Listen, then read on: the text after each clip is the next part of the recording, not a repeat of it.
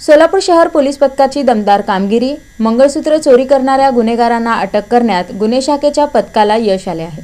इंदुबाई तानाजी कांबळे आणि त्यांचा भाऊ बाबूराव भोपळे हे दुचाकीवरून वांगी इथून लक्ष्मी विष्णू चाळीकडे येत असताना भोजोपा तांड्याजवळ दोन चोरट्यांनी इंदुबाई कांबळे यांच्या गळ्यातील 1 तोळ्याचं सोन्याचं गंठण जबरदस्तीनं लुटून नेलं।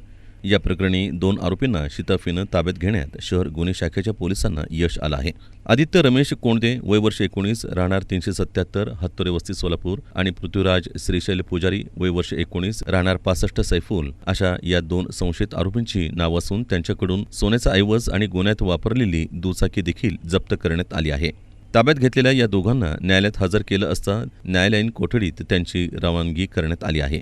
या गुन्ह्याच्या अनुषंगानं गुन्हे शाखेचे सहाय्यक पोलीस निरीक्षक विजय पाटील, दत्तात्रय काळे आणि त्यांच्या पथकास 2 व्यक्ती हे ओढगी रोडवरील तुळजाई लॉन्स जवळ मोकळ्या मैदानात संशयितरित्या थांबल्याची खात्रीशीर माहिती मिळाली।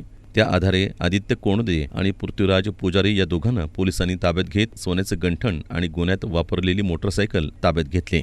दरम्यान सलगरवस्ती पोलीस ठाण्यात दाखल गुन्ह्यातील 10 ग्रॅम वजनाची सोन्याची गंठण आणि गुन्ह्यात वापरलेली मोटरसायकल असा एकूण 2 लाख रुपये किमतीचा मुद्देमाल जप्त केलाय। ही कामगिरी पोलीस आयुक्त एम राजकुमार, पोलीस उपायुक्त डॉक्टर अश्विनी पाटील, सहाय्यक पोलीस आयुक्त राजन माने, वरिष्ठ पोलीस निरीक्षक सुनील दोरगे यांच्या मार्गदर्शनाखाली सहाय्यक पोलीस निरीक्षक विजय पाटील, दत्तात्रय काळे, पोलीस अंमलदार जावेद जमादार, महेश शिंदे, अजिंक्य माने, राजू मुदगल, धीरज सातपुते, महेश पाटील, विठ्ठल यलमार व सायबर पोलीस ठाण्याचे प्रकाश गायकवाड, मच्छिंद्र गायकवाड, काटे, काळे यांनी पार पाडली।